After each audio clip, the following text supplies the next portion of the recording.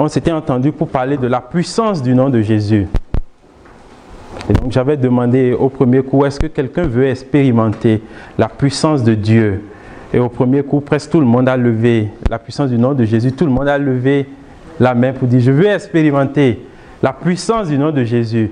Est-ce que cette motivation est toujours dans vos cœurs d'expérimenter une dimension de puissance supérieure ou à ce que vous expérimentez maintenant? Ou est-ce que vous voulez vraiment plonger dans toute la puissance, que la puissance soit relâchée sur vos vies?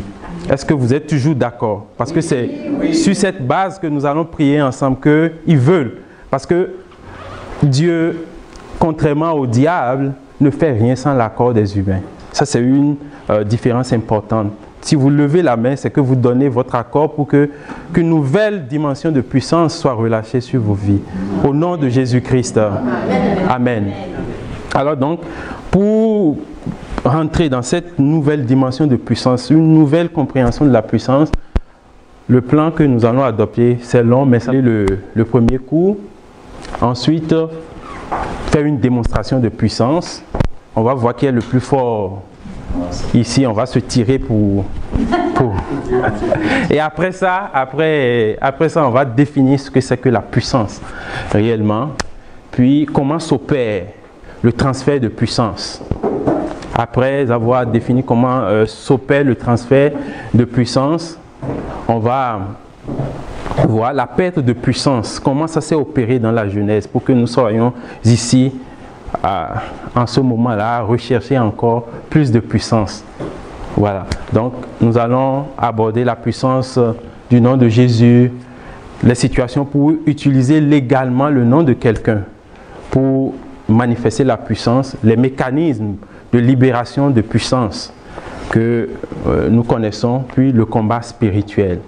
Puis, on va finir avec des exercices, puis des prières, pour que ça ne soit pas juste une accumulation de connaissances. Parce que la vie spirituelle est une vie où on expérimente des choses. Ce n'est pas une vie où on accumule des connaissances, puis on n'en fait rien. L'onction, on doit bouger, on doit faire bouger l'onction, on doit faire bouger le Saint-Esprit. Notre maman, la maman à nous tous, Marie a reçu le Saint-Esprit. Et tout de suite, elle est allée chez Élisabeth servir. Parce que la puissance du Très-Haut l'a couverte de son nom, puis la puissance du Très-Haut l'a automatiquement mise en mouvement. Le Saint-Esprit, la connaissance de Dieu, la puissance de Dieu ne vient pas sans qu'on ne se mette en mouvement. Et il y a des dimensions de puissance que nous n'atteindrons, parce que je suis aussi dans votre cas, nous n'atteindrons jamais si nous ne bougeons pas, si nous ne nous engageons pas, si nous ne faisons pas le service. Il y a des dimensions de puissance qu'on ne pourra pas atteindre. Même notre Seigneur Jésus, il a commencé tout doucement à Cana, en opérant, en faisant juste un miracle,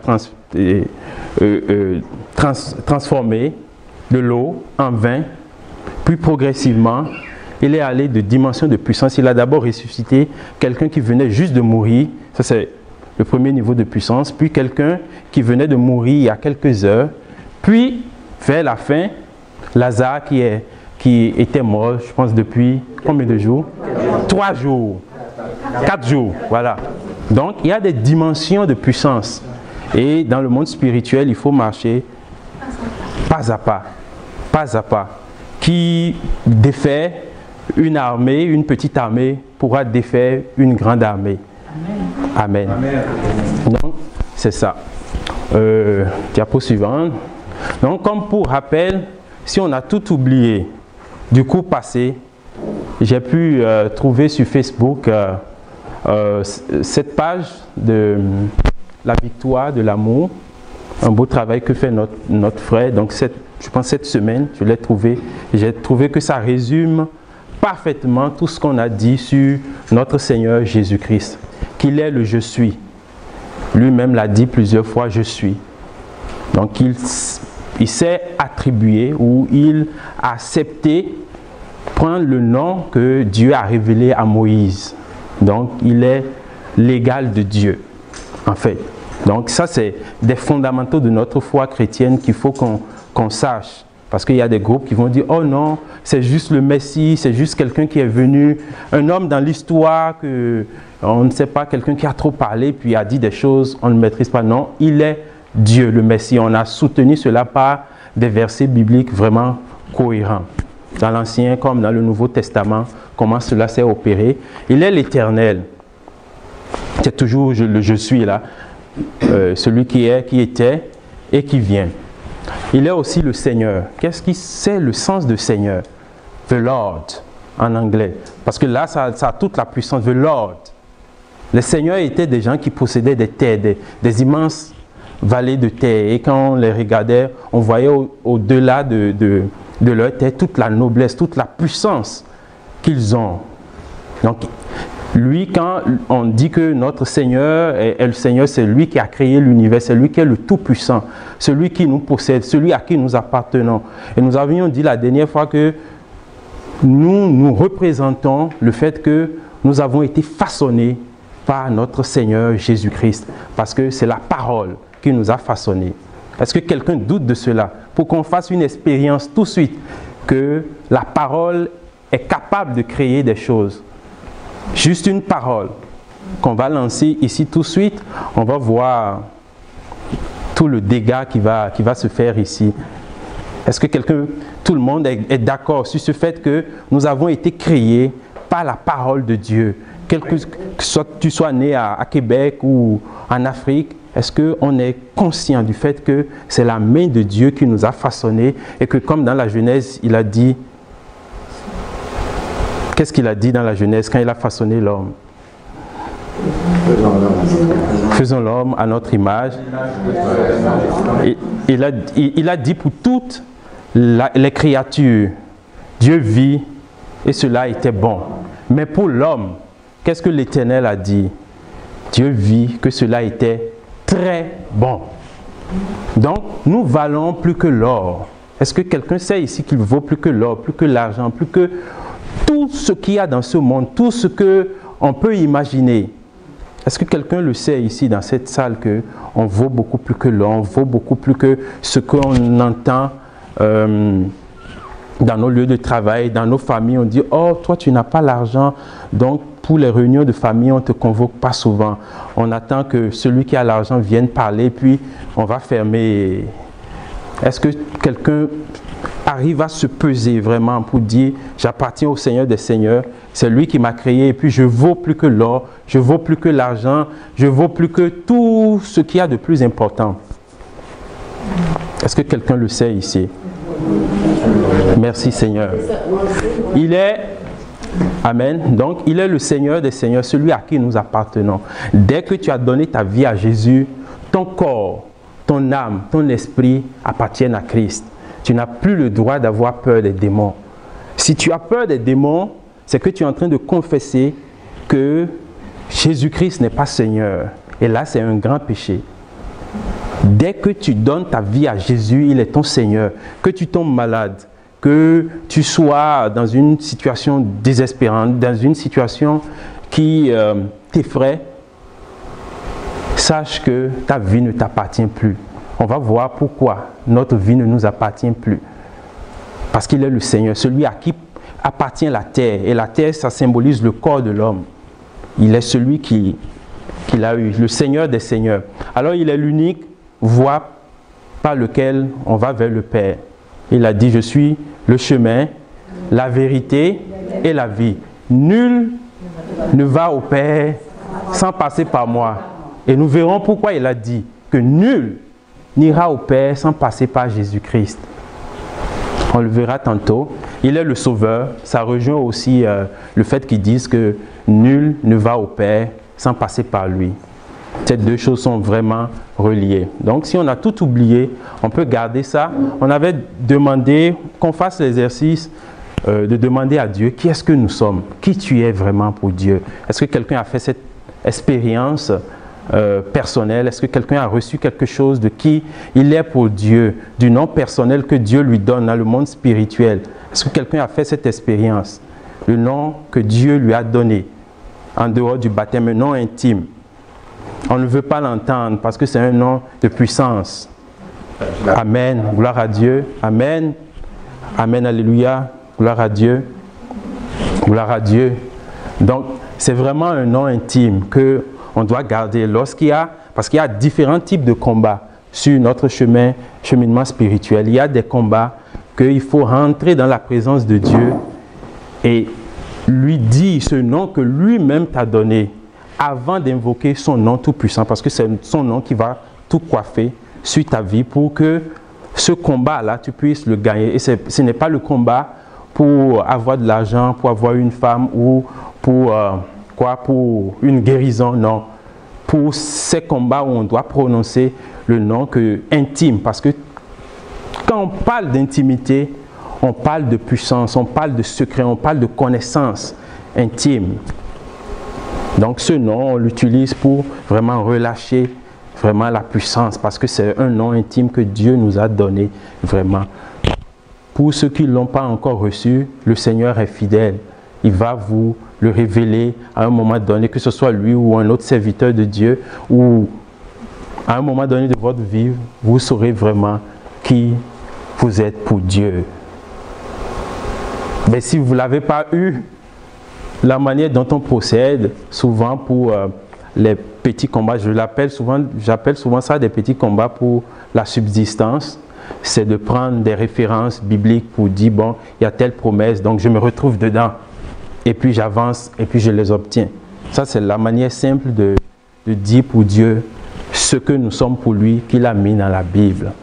Bon, nous venons de lire un passage qui démontre vraiment la puissance de Jésus-Christ. Il venait sur le territoire des Gadarénéens, qui étaient considérés comme des gens qui n'adoraient pas Dieu, des idolâtres, des démoniaques. Et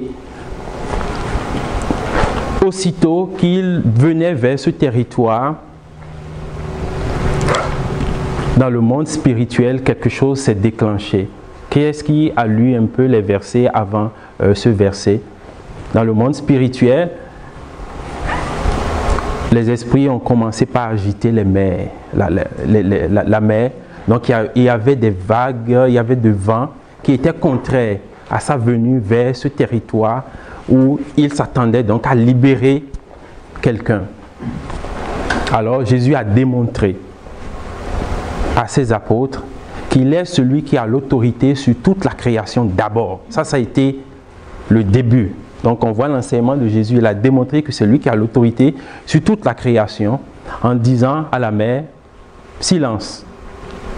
Et il eut un calme total. Alors ils se sont avancés. Donc le diable, comme il est toujours, il est considéré comme l'audacieux, il est venu à sa rencontre pour empêcher que cette personne-là, qui a été possédée durant des années, qui était dans un tombeau, qui avait une puissance terrible. On disait même qu'on lui mettait des chaînes et il les cassait. Personne ne pouvait le retenir dans cette ville-là. Il était plus fort donc que Goliath. Il est vraiment, disons, les généraux d'armée de la zone ne pouvaient même pas le retenir parce qu'il avait une puissance qui dépassait la puissance humaine. Quand on le voyait, on savait que cette personne a quelque chose en elle qui dépassait vraiment l'ordre naturel des choses. Donc, il fallait une dimension de puissance supérieure pour venir libérer cette personne. Donc, Dieu, dans son amour, voulait donner un enseignement, parce que Dieu ne démontre pas la puissance juste pour dire, bon, comme on le fait aujourd'hui, on voit des gens vous dire, oh, réunissez-vous, on va vous montrer que Jésus n'est pas mort, puis les gens tombent les uns sur les autres. Dieu ne fait pas ça. Dieu fait tout par amour. Donc, dans son plan d'enseigner qu'il est venu vraiment nous libérer, il est celui qui a créé toutes choses. Il a commencé avec la création d'abord, avec les vents.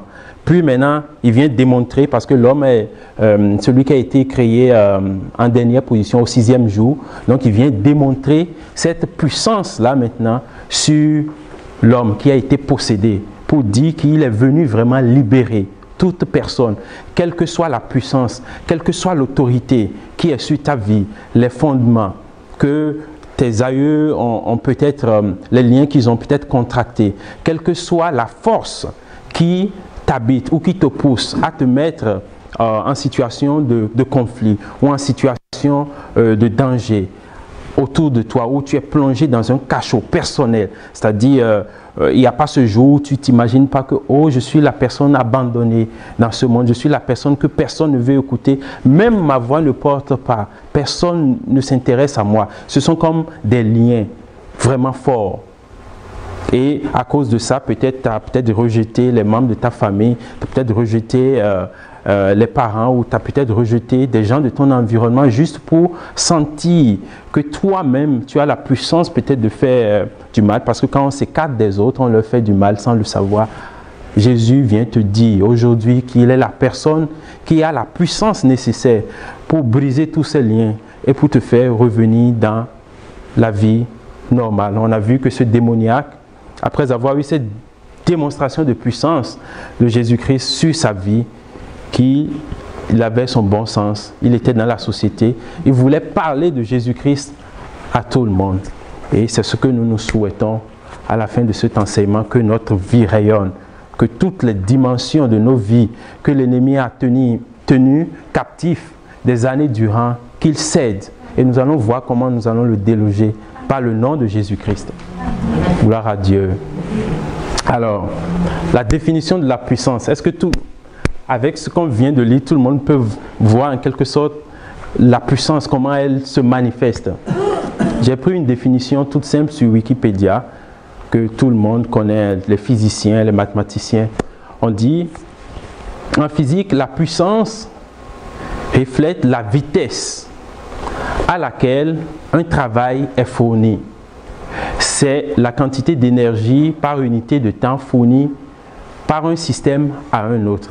Dans cette définition, il y a 2 ou 3 choses qu'on doit garder en matière de puissance. On doit savoir que la puissance agit avec une vitesse donnée, c'est-à-dire en l'instant où une parole est relâchée, où vous rencontrez Jésus, la puissance vous libère, c'est-à-dire il y a une vitesse d'action, il y a un travail qui est fait, il y a quelque chose qui bouge dans le spirituel et qui impacte votre vie dans le physique. Les synonymes de puissance, il y a réellement une distinction entre pouvoir, autorité et puissance, mais je ne vais pas rentrer dans ça. Aujourd'hui, on va garder que ça se ressemble un peu.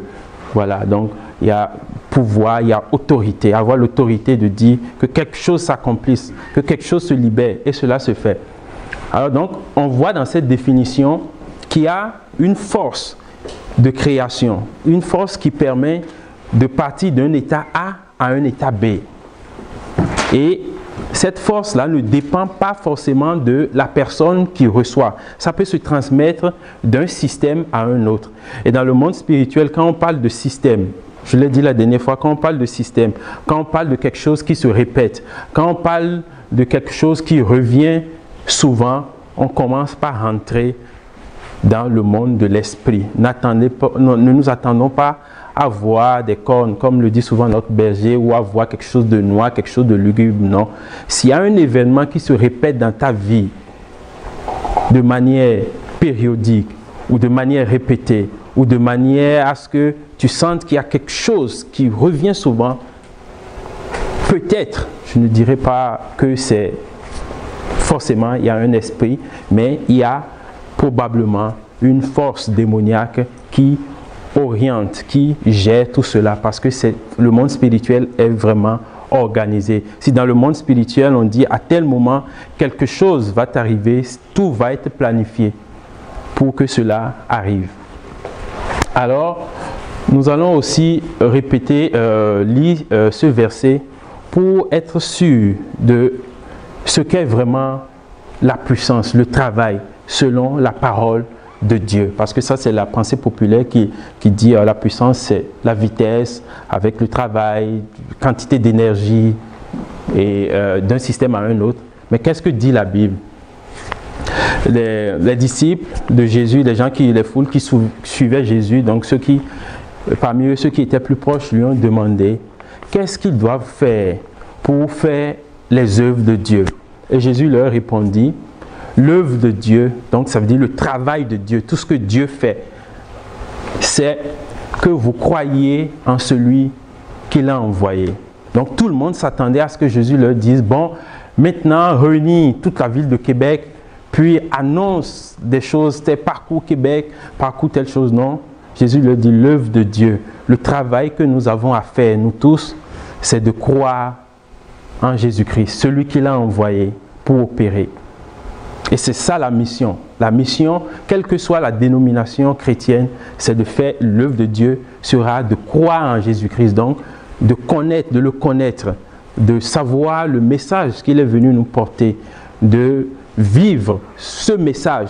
C'est tout l'œuvre de Dieu. On ne demande pas plus que ça. On ne demande pas forcément de construire des choses. Ça, ce sont les résultats de l'œuvre de Dieu. Mais l'œuvre de Dieu, basiquement, c'est de croire en celui qu'il a envoyé. Donc, on voit un peu la puissance, comment cela va se relâcher. La puissance du nom de Jésus-Christ, comment cela va se relâcher, c'est ce qu'on croit de lui, ce qu'on imagine de lui, dans tout ce qu'il a fait. Qu'est-ce que ça vient nous dire personnellement? Qu'est-ce que ça vient nous dire dans la situation dans laquelle on est? C'est cette croyance-là qui va relâcher la puissance dans notre vie. Est-ce que tout le monde a saisi la définition de la puissance? Oui. Amen. Je suivais le temps. Alors, comment s'opère le transfert de puissance? On le sait, hein? Je pense que tout le monde est familier avec ça. On ne donne pas le pouvoir, la puissance à quelqu'un. Donc, ça commence par le pouvoir d'abord, l'autorité. Puis, l'autorité va s'exercer avec une puissance déterminée. Je ne veux pas rentrer dans les détails.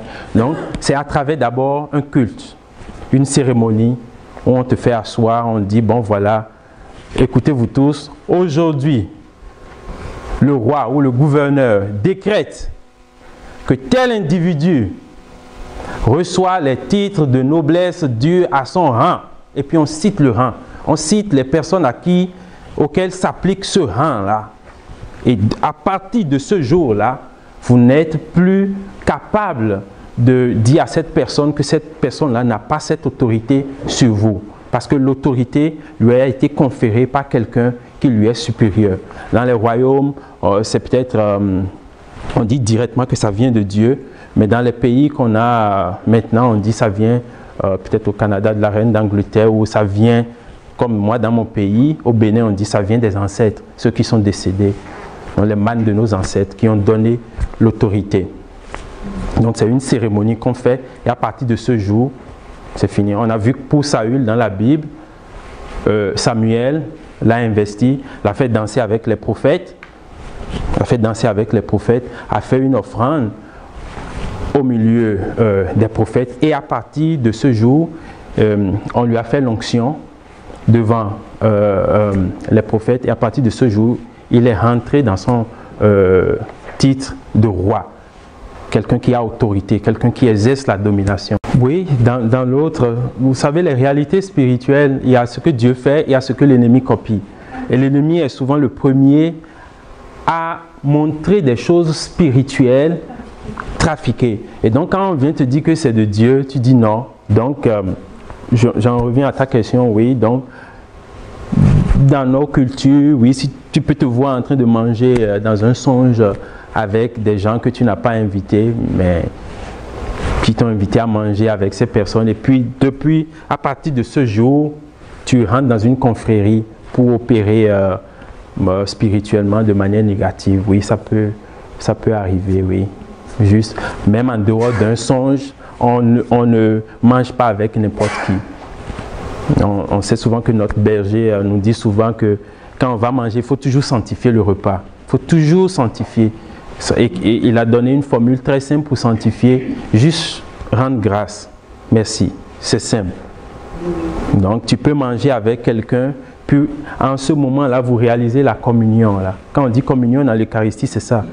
Vous avez une communauté, vous êtes en symbiose, puis à partir de ce moment, se basant sur cet accord que vous avez autour de la nourriture, la personne peut te transférer quelque chose que la personne a acquise dans le monde spirituel, dans ta vie.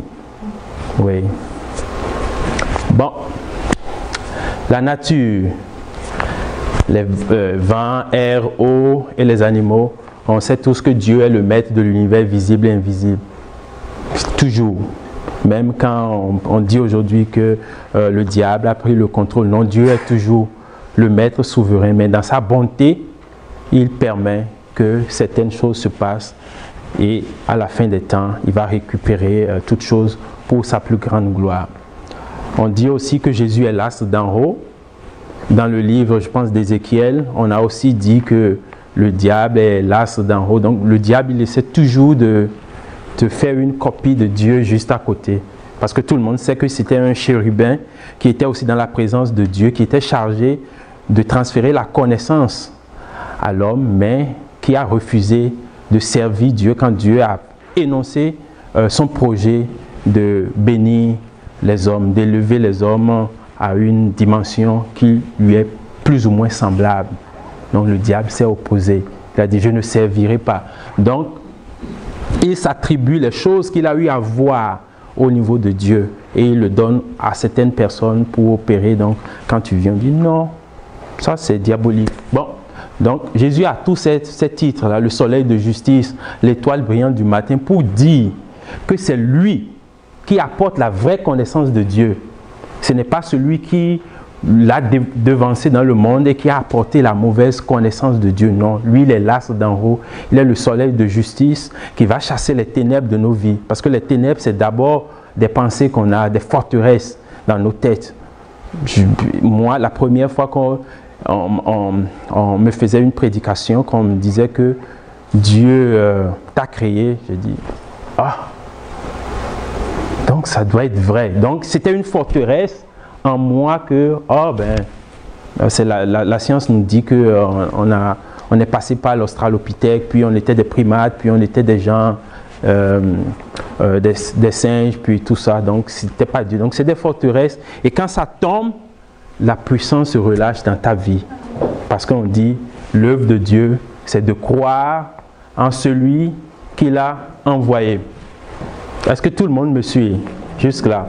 Bon, on a quitté là, puis le Saint-Esprit est symbolisé par la colombe, tout le monde le sait. On passe ça. Donc la perte de puissance. Parce que tout le monde sait comment l'homme a perdu la puissance dans le jardin d'Éden, en désobéissant à la voix de Dieu. Dieu lui a dit, tu peux manger tout ce qu'il y a au jardin d'Éden, mais tu ne toucheras pas à l'arbre de la connaissance. Il y avait l'arbre de vie aussi là. Le Seigneur a dit, tu ne mangeras pas l'arbre de la connaissance du bien et du mal. Et l'homme a désobéi.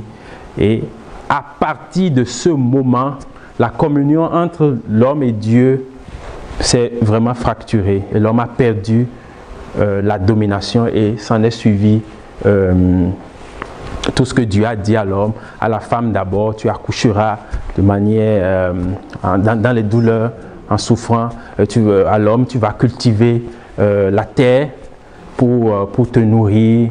Et s'en est suivi tout ce que nous avons aujourd'hui dans le monde comme fracticide, comme quoi encore, fémicide, comme en tout cas tout ce qui est cide. Quand on dit cide là, on te tue puis on prend tout ce que tu as parce qu'on en a besoin. L'homme veut vivre au-dessus de ses moyens, l'homme veut s'accaparer du bien de l'autre. C'est au jardin d'Éden que ça a commencé. L'homme a perdu le pouvoir, a perdu la communion avec Dieu. Et il y a un verset qui dit souvent, nous savons que nous sommes de Dieu et que le monde entier est sous la puissance du malin. Oui, le système de gestion de ce monde est sous la puissance du malin. Mais le monde, tel qu'il est organisé dès le départ, appartient toujours à Dieu. Et Dieu a dit à son Messie, à son Christ, viens, assois-toi pour que je fasse de tes ennemis mon marche-pied. Donc il y a un temps pour que tout revienne totalement à notre Seigneur Jésus-Christ. Et quand il a commencé son ministère, il a commencé par annoncer en même temps, le règne de Dieu est proche. Si tu as reçu ça, c'est que le règne de Dieu est proche de toi. Donc il vient vraiment dominer, il vient vraiment rétablir l'ordre qui avait été perdu au jardin d'Éden.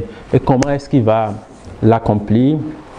Donc, il fallait donc accomplir une œuvre, un travail pour retrouver la puissance qui est perdue au jardin d'Éden. Le monde spirituel est ainsi organisé. C'est comme ça. Il n'y a pas une autre manière de faire. Si le monde spirituel, dans le monde spirituel, on dit, il faut faire telle chose pour avoir telle chose, ben, si tu ne le fais pas, tu ne l'as pas. C'est comme ça. Donc l'homme a perdu la domination. Il a fallu qu'un autre homme vienne restaurer la domination, la puissance, l'autorité pour toute l'humanité. Et c'est l'œuvre de notre Seigneur Jésus-Christ. Donc nous abordons maintenant la puissance du nom de Jésus. Comme nous l'avions dit la dernière fois, la puissance du nom de Jésus est tirée directement de la puissance du nom de Dieu qui a été révélée à Moïse au jardin d'Éden, le « Je suis », que certains ont transcrit en Jéhovah, en Yahvé et autres. Donc le « Je suis ». Vous pouvez aller relire les textes qui montrent vraiment que Jésus est Dieu. Il faut l'affirmer souvent. Jésus est Dieu. Il est Seigneur, il est Sauveur, mais il est aussi le Dieu Tout-Puissant. Le Dieu dont a parlé les prophètes, c'est lui qui est venu, qui s'est manifesté à l'homme dans sa chair pour nous montrer la vraie connaissance. Comment est-ce que nous pouvons retrouver la domination que nous avions perdue au jardin d'Éden? Donc il le dit, croyez en moi, je suis dans le Père et le Père est en moi. Notre Seigneur ne ment pas. Parce que si tu commences à douter de ça, que le Seigneur est capable de dire, oh juste, oh croyez en moi, là c'est une forteresse qui est en toi.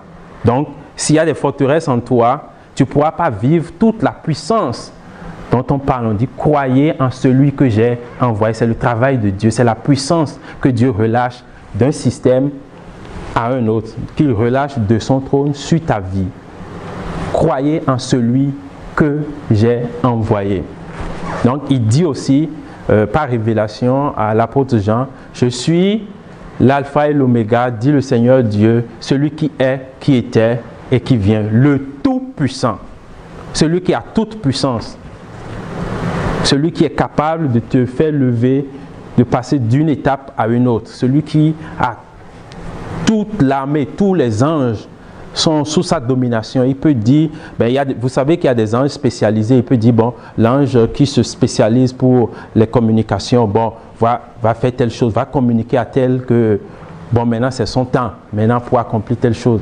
L'ange qui guérit va opérer. C'est pour ça que notre Seigneur était vraiment content de voir qu'il y a un centurion romain qui a dit, bon, moi qui suis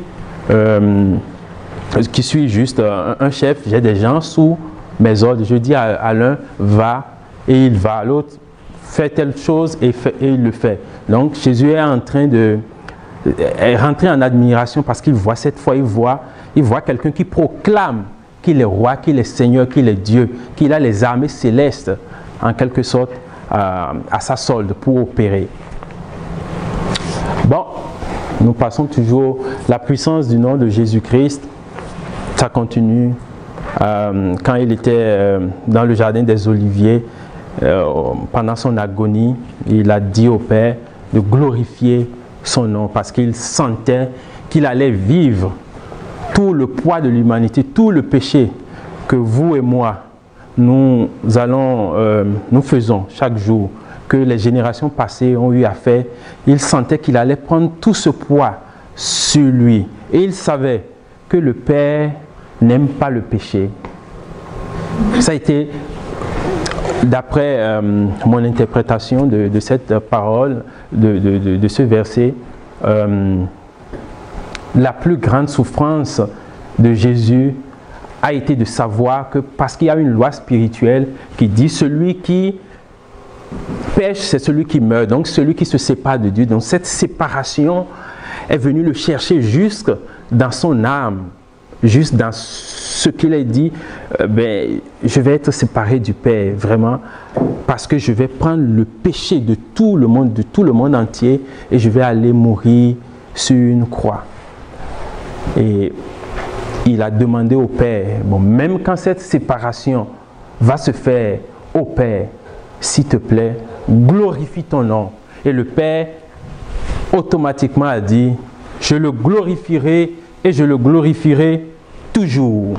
Donc ceux qui étaient là ont entendu des voix de tonnerre, oh mais c'est quelle voix? C'est la voix du Père qui glorifie toujours son nom. Même quand son fils va proclamer sur la croix, va dire sur la croix, oh Père, pourquoi est-ce que tu m'as abandonné? Le Père va toujours lui dire, je glorifierai toujours mon nom, même si tu vas dans les enfers, je glorifierai toujours mon nom. Donc si quelqu'un ici a le nom de Dieu, le sceau de Dieu marqué sur sa vie, la gloire de Dieu ne le quittera jamais. Si un jour le sceau de Dieu, c'est-à-dire le nom de Dieu, la certification, tout le monde connaît la certification, n'est-ce pas? La certification de Dieu est mise sur ta vie, c'est pour toujours. À moins que toi-même tu dises je n'en veux plus. Parce que dans le monde spirituel, on fait et on défait les choses à partir de la parole. C'est la parole d'abord. Donc on sait Jésus, c'est la parole, c'est l'autorité. Donc c'est ça. Donc on dit par la suite, Dieu lui a donné le nom qui est au-dessus de tout nom, afin qu'au nom de Jésus, tout genou fléchisse et que toute langue confesse que Jésus-Christ est Seigneur. C'est parce que Jésus a accompli cette œuvre à la croix que Dieu lui a donné ce nom qui dépasse tout nom, qui est au-dessus de toute difficulté, qui est au-dessus de toute fondation, de toute domination, de toute puissance. On a parlé de nom parce que c'est dans le monde passé, le monde présent et le monde à venir. Il n'y a pas de siècle que le nom de Jésus n'ait dominé les cœurs. On voit encore aujourd'hui des artistes qui proclament, on voit, il y a un artiste canadien, un jeune, qui a aussi proclamé Jésus comme Seigneur. On voit aussi des artistes américains de renom qui disent mais Jésus est Seigneur. On ne sait pas d'où ça vient, des gens qui sont comme ce procédé, excusez-moi, ils sont pas ils sont quand même vraiment liés à la musique. Je vais utiliser ce terme, mais qui au fond de leur lien avec la musique, avec la popularité, avec les honneurs, la gloire, l'argent, quand même dans tout ça, il y a la main de Dieu qui vient les rejoindre. Et ils proclament que Jésus est Seigneur, Jésus est Sauveur, Jésus m'a libéré, Jésus m'a restauré. Vraiment, le nom de Jésus est puissant. Parce que tu peux juste avoir l'argent et dire, j'ai plus besoin, j'ai mes assurances, j'ai plus besoin de rien. Je vis ma vie comme je veux. Mais dans ça, la main de Dieu va les saisir. Et jusqu'à ce qu'ils proclament que Jésus est Seigneur.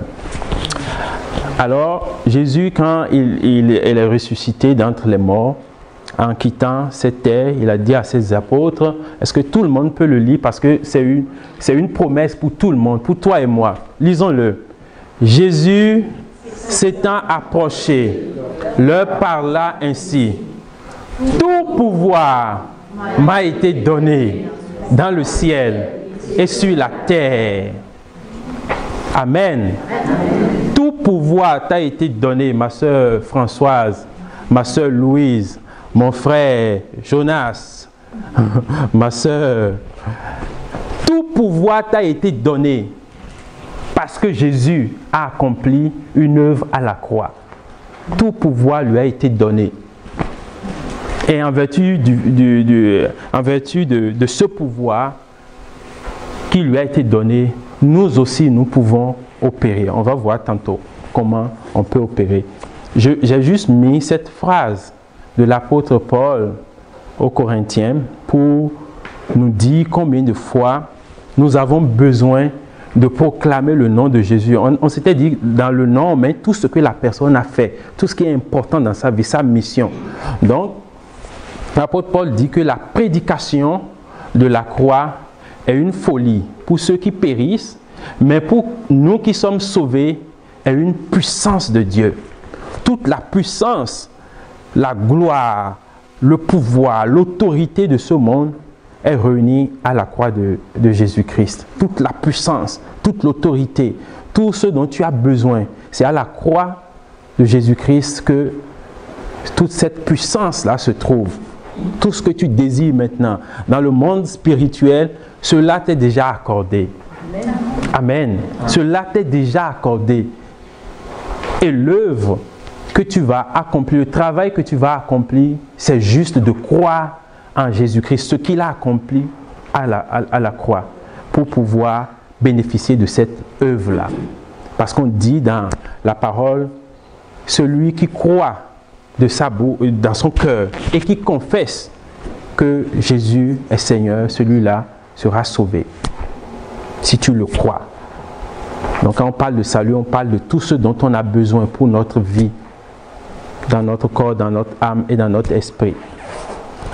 Alors les situations pour utiliser légalement le nom de quelqu'un, tout le monde le sait ici. Si tu n'es pas enfant de quelqu'un, tu ne peux pas utiliser son nom. C'est illégal que tu utilises son nom. Si tu n'es pas la femme de quelqu'un, tu ne peux pas utiliser son nom. C'est illégal.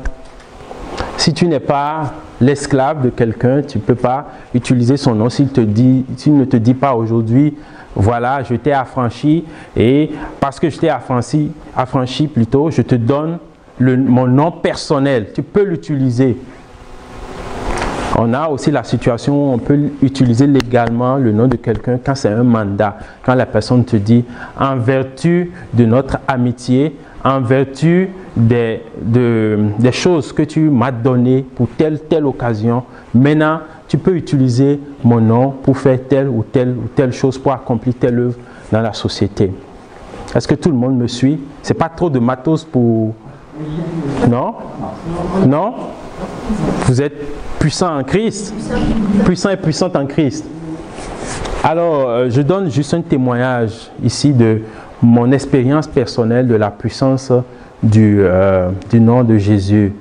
Et la parole sur laquelle je me base pour donner ce témoignage, c'est Jérémie 33, verset 3. « Invoque-moi, je te répondrai. » Il y avait une situation dans ma vie où j'avais vraiment besoin de l'appui du Seigneur pour être sauvé, pour que mon fils qui allait naître n'ait pas un certain nombre de problèmes sur le plan de sa santé, de sa venue. On m'avait annoncé que l'enfant allait avoir des problèmes à sa naissance, l'enfant allait avoir une grosse tête, l'enfant, en tout cas, l'enfant pourrait avoir des problèmes au niveau des reins. Donc, tout cela venait tellement à des périodes vraiment fréquentes quand ma femme allait voir le médecin et j'étais vraiment dans une situation où j'avais besoin d'appui.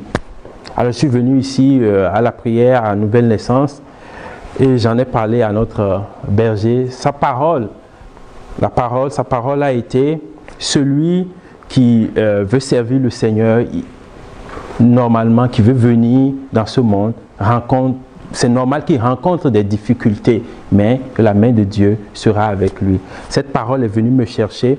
J'ai pris cette parole, j'ai dit, sur la base de cette parole, je vais continuer à sonder vraiment la grâce de Dieu, la révélation de Dieu. J'ai commencé à prier à une heure précise devant le Seigneur, au pied du Seigneur, comme notre berger nous l'a souvent enseigné. Puis, dans une nuit, j'ai reçu un songe et je voyais quelqu'un qui me disait: mais tu as juste à dire gloire à Jésus. Chaque fois que ta femme allait rencontrer le médecin, tu as juste à dire gloire à Jésus. Moi, je m'imaginais qu'il fallait que je récite le chapelet, il fallait que je jeûne comme on le fait souvent un long moment. Mais la seule chose qu'on m'a dit dans ce songe-là, ce que moi j'interprète comme un envoyé de Dieu qui m'a dit: fais quelque chose, il dit chaque fois, dis gloire à Jésus. Ça suffit. Donc chaque fois que ma femme allait à la visite médicale, je disais gloire à Jésus. Quand elle revient, je touche le ventre, je dis gloire à Jésus. C'est tellement simple. Jusqu'à ce que les nouvelles ont commencé par être bonnes, jusqu'à ce que mon enfant naisse, et je rends toute la gloire à Dieu pour dire que le nom de Jésus est vraiment puissant. Mes frères et sœurs, on peut réciter nos chapelets, on peut avoir nos dévotions avec les anges, tout ça, mais ne laissons pas tomber la révélation de Dieu, le nom de Dieu, parce qu'il n'y a pas de salut en dehors du nom de Jésus-Christ. Moi, j'imaginais, j'étais à nouvelle naissance, déjà, j'écoutais les enseignements de notre berger, mais il n'y avait pas cette révélation-là qui m'était déjà venue que oh ben, tu n'as pas besoin forcément de jeûner, tu n'as pas forcément besoin de réciter une neuvaine avant d'obtenir ce que tu veux. Dis seulement gloire à Jésus. Et c'est ça, ça marche. Le nom de Jésus est vraiment puissant. Je rends ce témoignage aujourd'hui encore, que vous pouvez l'expérimenter encore, parce que ce qu'on nous met comme charge dans la religion, c'est trop. Mes frères et sœurs, c'est trop. On dit, il faut que tu allumes tel siège ici, il faut que tu cours à tel... Non, on n'a pas besoin forcément de faire tout ça. J'ai dit forcément de faire tout ça. Il suffit de rentrer dans la présence de Dieu, d'utiliser le nom qui est au-dessus de tout nom, le nom tout puissant, le nom tout glorieux. En lui et en lui seul, il n'y a pas d'autre. Moi, ça a été une révélation personnelle pour moi. Et dans d'autres situations, j'ai utilisé le même processus et j'ai vu les résultats. Ça ne dépend pas de moi, mais ça dépend de Jésus-Christ. Il y a une situation qui est arrivée, j'ai juste accompagné une maman, j'ai dit, ben, qu'est-ce que tu veux pour ton fils? On va faire une prière, d'accord, donne-moi ta main. On va regarder juste le Seigneur Jésus-Christ sur la croix, le sang de Jésus qui coule sur la vie de ton fils. Et on va observer. Et c'est comme ça, la vie de ce fils-là a été déclenchée. Tu vois, c'est vraiment simple. Là. Le nom de Jésus, la puissance. Le sommet de cette puissance-là, c'est à la croix. Si tu as un problème qui te vient, si tu as un problème au cœur, vraiment tu sens que ça ne peut pas se résoudre, il te suffit juste de faire le cérémonial comme on le fait, le culte comme on le fait, de prier, de louer Dieu. Et quand, à un moment donné, tu commences à louer Dieu, tu sens la présence de Dieu. Dès que tu es dans la présence de Dieu, tout ce que tu vas opérer dans le surnaturel, ça va agir comme ça. Mais tant que tu n'es pas dans la présence, où il y a des pensées, tu te divagues, tu vas par-ci, tu vas par-là, tu ne peux pas opérer. Parce que celui qui opère n'est pas encore là. Tu ne peux pas opérer sans celui qui opère. Donc il faut que tu attendes en louant, en adorant. Quand tu fais la louange, tu plonges maintenant dans l'adoration, tu commences à chanter des cantiques. Et en ce moment, quand tu sens vraiment l'onction, il y en a qui ont leur manière de sentir l'onction, en ce moment, la puissance de Dieu est là pour que tu opères à travers le nom de Jésus-Christ. Toujours. Récitons nos chapelets, ayons nos dévotions, mais que cela nous amène à Jésus. Toujours à Jésus. Qu'est-ce que Jésus dit de la situation? Et comme ça, nous pouvons opérer, voir des choses se réaliser dans nos vies. Parce que Jésus dit, jusque-là, vous n'avez rien demandé. Ce n'est pas que les gens n'ont pas besoin de guérison, ils n'ont pas besoin de quoi que ce soit. Mais comme le berger le dit souvent, demandons des choses vraiment puissantes. Quelqu'un n'a qu'à dire, bon, Seigneur, moi je veux amener au royaume céleste avec moi 100 âmes. Voilà une chose à demander. Ça là, quand tu vas le demander, tu vas voir que ça va s'accomplir. Au nom de Jésus. Au nom de Jésus, cela va s'accomplir. Quelqu'un n'a qu'à demander que moi, quand je veux rentrer au ciel, je veux voir plein de gens de ma famille m'accompagnant. Voilà les choses que Jésus veut qu'on demande. Il dit, demandez et vous recevrez. D'abord le royaume, les âmes. Et après, tout ce dont tu as besoin. On va voir dans le processus de libération de puissance comment cela ça s'accorde. Alors dans le mécanisme de libération de puissance, c'est la mort à soi-même. Parce que on dit que Jésus s'est humilié lui-même. Il est devenu vraiment obéissant. Il a pris le chemin de l'humilité, de l'obéissance. Il a pris le chemin de la mort à lui-même. Il a laissé son mandat de fils de Dieu au ciel. Il a dit, Dieu, forme-moi un corps pour que j'aille et que je prenne la place de ces personnes qui ont péché, qui devraient mourir et que je les libère. Donc il a laissé tout ça pour venir dans le monde, pour vraiment mourir sur la croix. Et c'est pourquoi aussi Dieu l'a souverainement élevé et lui a donné le nom au-dessus de tout nom, afin qu'au nom de Jésus, tout genou fléchisse dans les cieux, sur la terre, sous la terre, et que toute langue confesse que Jésus-Christ est Seigneur, à la gloire de Dieu le Père. Ça c'est Amen. Et il en sera toujours ainsi dans chacune de nos vies. Tu peux juste le déclarer, cette parole, te basant sur cette parole. Tu dis, je me base sur cette parole pour prononcer le nom de Jésus sur telle situation de ma vie.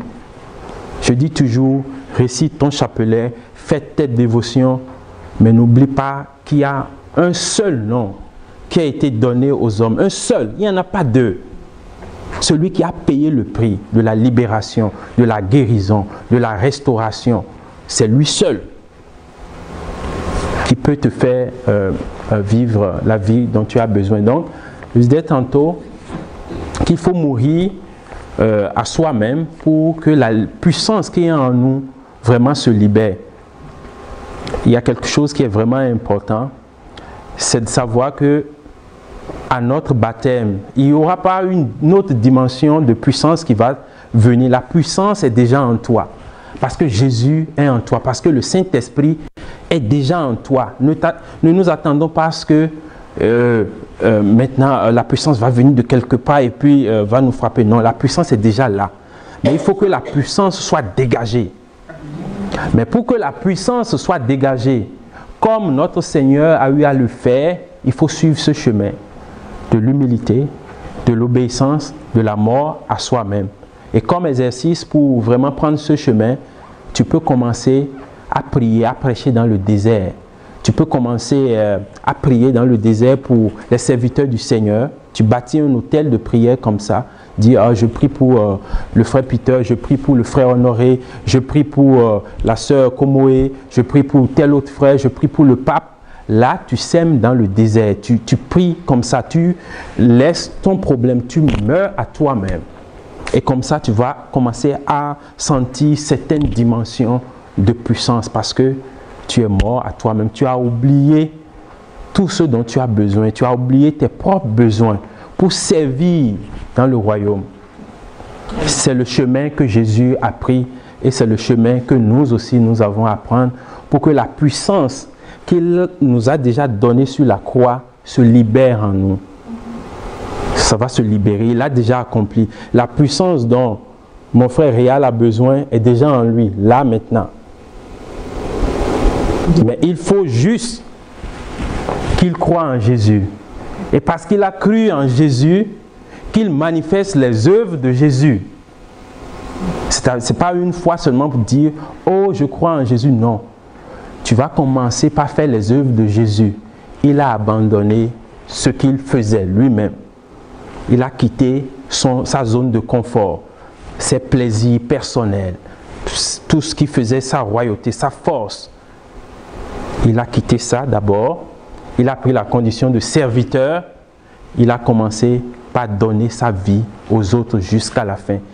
Et chaque fois que tu vas suivre ce cheminement, il y a une autre dimension de puissance qui va se libérer dans ta vie. Chaque fois. Il en sera ainsi jusqu'à la fin de nos jours, que, en nous abaissant, en servant, en étant obéissants, en nous oubliant nous-mêmes, nous allons laisser Christ qui est en nous se manifester. Parce que c'est nous qui lions Christ en nous, par nos péchés, notre orgueil, les forteresses dans nos vies, nous le lions. Il est incapable d'opérer parce que nous-mêmes, nous ne pouvons rien faire. Il faut qu'on le libère pour que ça fasse boum boum. Et quand tu vas le voir, tu vas dire, oh, Jésus est vraiment vivant. C'est ça. Donc c'est le mécanisme, il n'y en a pas d'autre. En tout cas, à ma connaissance, il n'y en a pas d'autre. La mort à soi-même. Donc, le mécanisme qui suit, c'est de savoir que tout ce qu'on va demander, tout ce qu'on va vouloir opérer, ça va être au nom de Jésus. Parce qu'il a dit, Il a dit 2 fois, il a dit en vérité, pour que ça rentre bien dans notre cerveau qu'il ne ment pas. Il dit toujours la vérité. Toujours la vérité. Je vous le dis, celui qui croit en moi, celui qui a cette foi-là, en l'œuvre que j'ai accomplie sur la croix, que en mourant sur la croix, j'ai libéré toute la puissance, tous les besoins naturels, les besoins spirituels. Je l'ai déjà accompli, tout est accompli. Celui qui aura cette foi pour aller saisir par la foi dans le surnaturel, pour le ramener sur la terre, il fera aussi les œuvres que je fais, et il en fera de plus grandes, parce que je m'en vais au Père. Et tout ce que vous demanderez en mon nom, je le ferai. Et vous voyez pour quelles conditions? Afin que le Père soit glorifié dans le Fils. Donc ce n'est pas pour notre bonheur personnel. Quand tu vas commencer par te libérer de toi-même, de te libérer de tout ce que, de tout ce que nous demandons. Je me dis non parce que moi aussi je demande des choses. C'est pas vous. Je demande aussi beaucoup au Seigneur. Quand je commence par m'oublier, à servir d'abord les autres, alors je sens la présence de Dieu, je sens la puissance de Dieu se manifester en moi. On le voit aisément à travers notre berger qui exerce des dimensions de puissance. Il est toujours presque toujours le premier à être là, à mettre les chaises, à servir, à s'oublier lui-même, à oublier sa tendre femme, ses enfants, ses affaires. Et chaque fois qu'il le fait, le Seigneur le bénit avec une nouvelle dimension de puissance, une nouvelle dimension d'amour. Donc, on passe ça, dit, demander avec foi dans le nom de Jésus. Donc, ça, tout le monde le connaît, là. Si tu veux vraiment voir si tu crois en Jésus, au moins, tu dois pouvoir manifester une de ces choses-là. Chasser les démons par le diable avec toute sa queue, tout ça, comme je dis souvent notre berger, dans les pensées, dans les relations personnelles, tu vois que, oh, ta conjointe ou ton conjoint est devenu trop tannant. Oh, toi quitte là-bas. Ça nous arrive parfois. Ça, c'est des pensées qui viennent du diable. Parce qu'on dit toujours notre Père. Ton conjoint ou ta conjointe, vous êtes tous enfants de Dieu. Donc quand ça arrive, tu sais que c'est l'ennemi qui vient t'attaquer.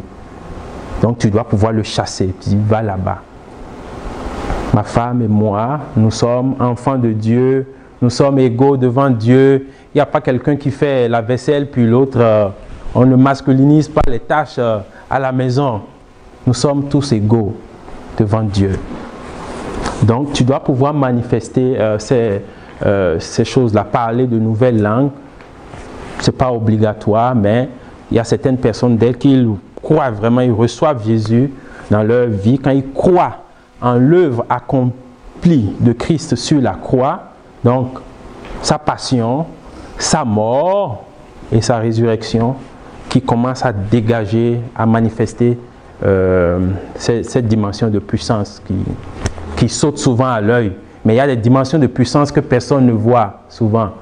Les manifestations d'amour, de compassion, de tendresse. On le voit souvent avec le Seigneur. Chaque fois qu'il voulait opérer quelque chose, on dit souvent qu'il eut pitié, il eut la compassion.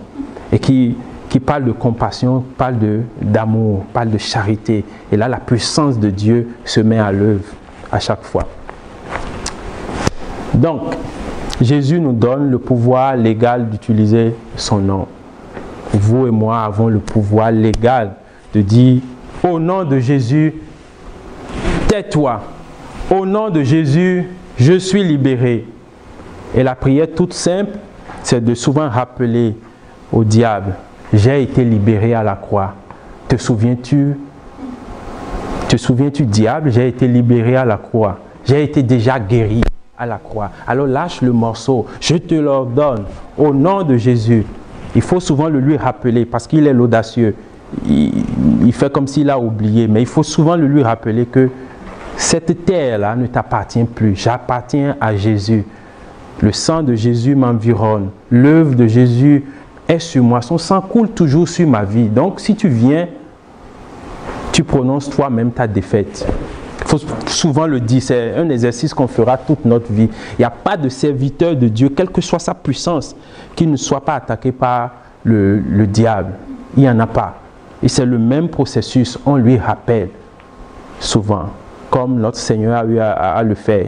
Il est écrit que, se basant sur la loi, que tu n'as pas autorité sur ma vie. Parce qu'il y a certaines prières, il faut le faire avec autorité, avec combat spirituel. Alors, on va lire cela parce qu'on a dit, le thème c'est Jésus, la puissance du nom de Jésus dans les combats de nos vies. Donc, dans Éphésiens 6, l'apôtre Paul a donné des indications sur comment faire le combat spirituel. Je pense que vous pouvez le lire à la maison. On dit, fortifiez-vous dans le Seigneur et par sa force toute puissante. Donc, ce n'est pas par notre propre force que nous pouvons combattre l'ennemi. On dit fortifiez-vous dans le Seigneur. Et la manière simple de se fortifier dans le Seigneur, c'est de connaître l'œuvre accomplie de Jésus-Christ à la croix et de le proclamer. J'ai été affranchi, j'ai été libéré. Le Seigneur Jésus, c'est lui qui est mon Seigneur maintenant, je lui appartiens, je ne t'appartiens plus. Oh toi, esprit de, au nom de Jésus, sors. Voilà, c'est simple. Tu n'auras pas à réciter plein de choses parce que tu as autorité. Alors donc, on finit avec la dernière diapositive, le combat spirituel. Paul nous dit de prendre la ceinture de vérité. Jésus-Christ est le chemin, la vérité et la vie. Donc, le combat spirituel, ça commence avec Jésus parce que sans la ceinture, tu ne peux pas être protégé, tu ne peux pas aller tout nu dans un combat. Ou bien, et par la suite, il dit la cuirasse de la justice. On sait qu'on est justifié par l'œuvre accomplie à la croix de Jésus-Christ. Seulement ça qui nous justifie. On a été racheté par le sang de Jésus. Il n'y a pas d'autre sang. Voilà, il nous a rachetés. On n'était pas capable de vivre vraiment notre vie chrétienne sans Jésus-Christ. Lui, il a payé le prix. Il a donné la rançon pour qu'on soit libéré. Donc, la justice qui nous permet de lever nos bras devant le Père, dit « Père, j'appelle ta justice sur telle situation de ma vie. » C'est le sang de Jésus-Christ qui nous obtient ça. Si tu n'es pas sûr que la bagarre, que la situation, le combat que tu fais, tu es juste dans ce combat, appelle le sang de Jésus sur ta vie d'abord, avant de prier. Mais si tu ne veux pas appeler le sang de Jésus, invoque la grâce, invoque la miséricorde. Aie pitié de moi. Mais donc, c'est toujours Jésus qui nous donne les chaussures, le zèle pour l'annonce de l'évangile. C'est l'évangile de Jésus. L'œuvre accomplie à la croix. Le bouclier, la foi, ça vient toujours recouper avec Jésus parce que la foi vient de ce que l'on entend et ce que l'on entend vient de la parole de Dieu. Donc, l'œuvre accomplie de Jésus-Christ à la croix. Le casque du salut. Ce péché-là ou cette situation-là ou peut-être un mariage que tu accroches à la croix en esprit et que tu vois Jésus, le sang de Jésus couler sur ton mariage ou si c'est sur ton célibat ou sur ton emploi ou autre chose, on peut faire cet exercice spirituel pour que nous-mêmes, parce qu'on est une communauté de prophètes, une communauté de serviteurs, pour vraiment nous-mêmes nous approprier l'œuvre de Jésus accomplie à la croix. On peut regarder aussi Jésus dans son cœur, dans sa vie. C'est-à-dire, tu restes là, tu regardes, tu commences à parler à toi-même. Dis, Jésus, tu es là, tu es dans mon cœur, tu es dans ma vie, je te sens, je sais que je ne m'appartiens plus. Donc, il faut se l'imaginer vraiment que Jésus est dans le cœur. C'est une œuvre d'esprit, en fait. Ce n'est pas juste sentir des choses, c'est vivre. C'est des images qu'on se fait. Parce que le monde spirituel se base beaucoup sur les images.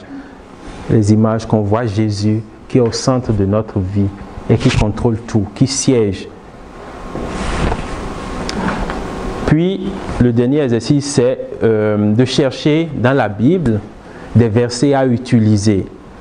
Ça, c'est un exercice qu'on le fait. Peut-être tu as besoin d'un soutien financier. Tu peux chercher dans la Bible tout ce qui parle des finances que Dieu peut nous donner. Donc, tu cherches ces versets et tu vas proclamer ces versets. C'est comme l'épée de l'esprit au nom de Jésus pour expérimenter vraiment la puissance de Dieu dans les finances ou la puissance de Dieu sur une autre dimension de ta vie. C'est des exercices qu'on doit faire.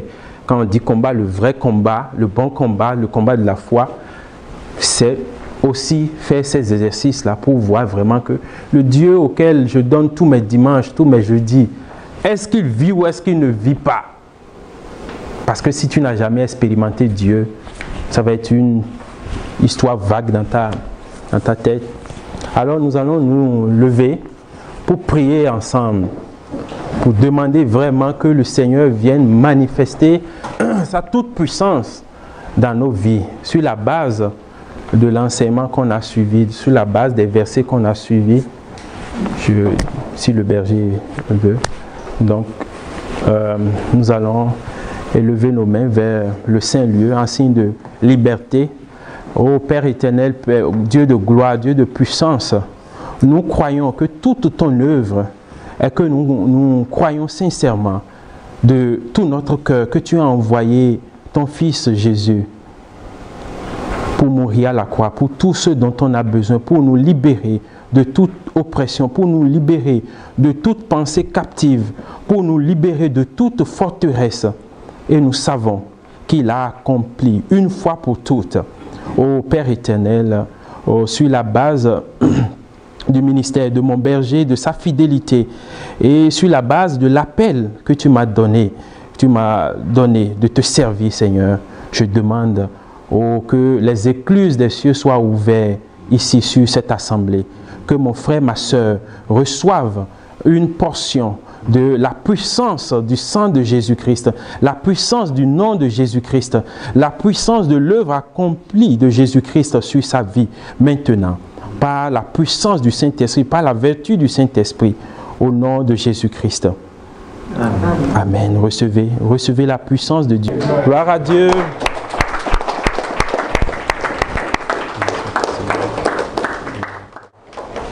Je bénis le Seigneur, notre Dieu, qui nous donne toute la vie que nous avons besoin et surtout toute la richesse que le Seigneur a déversée dans notre vie ce soir encore. Et toute la grâce, j'implore maintenant le nom de Jésus-Christ, que ça puisse être sur notre frère Richie, ainsi que sur toute sa famille, afin que le Seigneur puisse continuer à l'utiliser encore avec puissance pour la gloire de son nom.